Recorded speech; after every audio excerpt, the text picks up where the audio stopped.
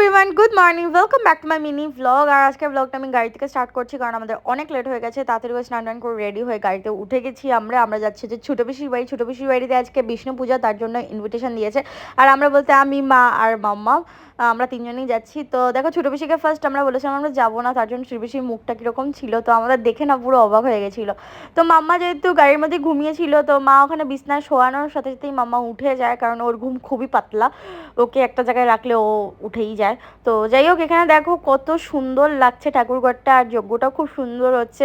পুজো বাড়িটাই না আমার খুবই ভালো লাগে। আর আমি বিশেষ করে যাই হচ্ছে ভোগ খাওয়ার জন্য। মানুষে ভাববে মানে কীরকম একটা, মানে কীরকম ভাবার কিছু নেই, কীরকম ভাবার কিছু নেই, কারণ আমার ভোগ খেতে খুবই ভালো লাগে, তো তার জন্য আমি বেশি করে যাই। তো পুজো টুজো শেষ হয়ে যাওয়ার পর সবাইকে এখানে প্রসাদ দিয়েছে। তো প্রসাদ কমপ্লিট করার পর ভোগের খিচুড়ি দিয়েছে, যা টেস্টি ছিল, মানে আমি তো দুবার নিয়েছি, এতটা ভালো। এছাড়াও অন্ন ছিল, বাট আমার খিচুড়ি খেয়েই পেট ভরে গেছিলো।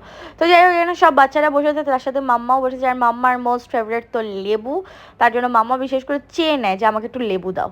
তো ওই যে লেবু নিয়ে খাচ্ছিল। আর তারপরে ওখানে ছোটো কাকি ছিল, ছোটো কাকি যেহেতু তার মেয়েকে খাওয়াচ্ছিল, তার জন্য মাম্মাকে একটু খাইয়ে দিচ্ছিল।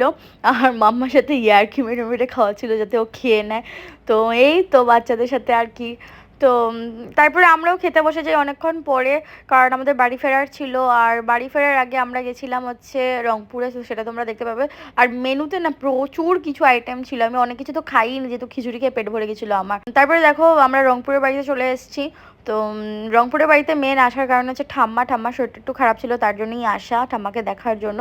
তো এই যে এখানে সবাই মিলে বসে গল্প করছিলাম, তারপরে আমি এই যে আমার শাড়িটা দেখাচ্ছিলাম, যেটা আমার দেখানোই হয়নি পুরোটা। তো এই তো তারপরে আমরা বাড়ি চলে যাই। আর যাওয়ার আগে গাছ থেকে ভর্তি ভর্তি আম কাঁঠাল সব কিছু পেড়ে নিয়ে যাই। তো এখানে দেখো কাঁঠাল পেড়েছে, আর মাম্মাটা তোলার চেষ্টা করছে। তো এখানে সাইড দেখো কত কষ্ট করে আম পাড়ছে, মানে আম না সরি, কাঁঠাল পাড়ছে। আর এই যে আমার দেওর তো আছে, বৌদিকে আম খাওয়ানোর জন্য গাছের ওপরে উঠে গেছিলো আম খাওয়াবে বলে। তো তারপরে আমরা বাড়ি চলে যাই।